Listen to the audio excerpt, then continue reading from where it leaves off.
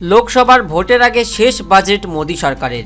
অরুণ জেটলির অসুস্থতার জন্য লোকসভায় অন্তর্বর্তী বাজেট পেশ করলেন অর্থমন্ত্রকের স্বাধীন দায়িত্বপ্রাপ্ত মন্ত্রী পীযূষ গোয়েল। ভোটের আগে শেষ বাজেটে একাধিক জনমোহিনী প্রকল্পের ঘোষণার সম্ভাবনা। এক নজরে বাজেটের চিত্ররূপ তোমাদের সামনে তুলে ধরা হলো। 2 কোটি টাকার স্থাবর সম্পত্তির ক্ষেত্রে কর ছাড়, 40,000 টাকা পর্যন্ত ছাড় পাওয়া যাবে। 2020 পর্যন্ত নতুন বাড়ি কেনা বা তৈরি করলে আয়করের ছাড় পাওয়া যাবে। বাড়ি বিক্রির মাধ্যমে হওয়া আয়ের ক্ষেত্রে 2 বছর পর্যন্ত কর ছাড় পাওয়া যাবে। তারপরে উঠে আসছে গুরুত্বপূর্ণ সুখবর মধ্যবিত্তদের জন্য, সেটা হচ্ছে 5 লক্ষ টাকা পর্যন্ত রোজগারের কর ছাড়ের প্রস্তাব। এক কথায় এক ধাক্কায় দ্বিগুণ কর ছাড়ের ঊর্ধ্বসীমা। প্রভিডেন্ট ফান্ডের দৌলতে 6 লক্ষ টাকা পর্যন্ত কর ছাড় পাবেন মধ্যবিত্তরা। আমরা এক নজরে শুনে নেব সেই বক্তব্য।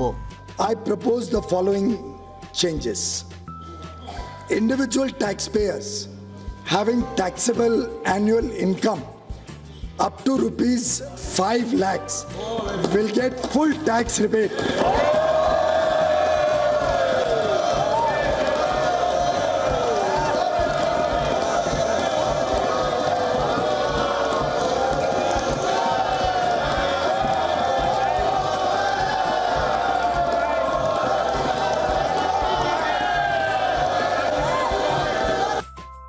অর্থাৎ আয়কর ছাড়ের সীমা 2.5 লক্ষ টাকা থেকে বাড়িয়ে 5 লক্ষ টাকা করে দিল কেন্দ্রের নরেন্দ্র মোদী সরকার। এর ফলে কয়েক কোটি করদাতাকে এর মধ্যে আয় হলে অর্থাৎ 5 লক্ষ টাকার ভিতরে আয় হলে কোনো আয়কর অর্থাৎ ট্যাক্স দিতে হবে না। এর পাশাপাশি বিমা সহ নানা খাতে 1.5 লক্ষ টাকা অতিরিক্ত কর ছাড় হওয়া, সব মিলিয়ে 6.5 লক্ষ টাকা পর্যন্ত আয় করলে কোনো কর দিতে হবে না।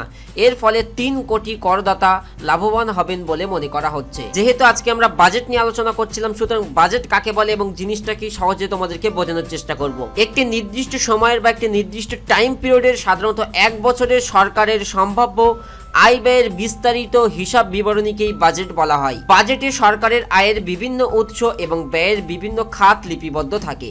সরকারের একটি নির্দিষ্ট সময়ের আর্থিক পরিকল্পনা সুষ্ঠু প্রতিফলন থাকে।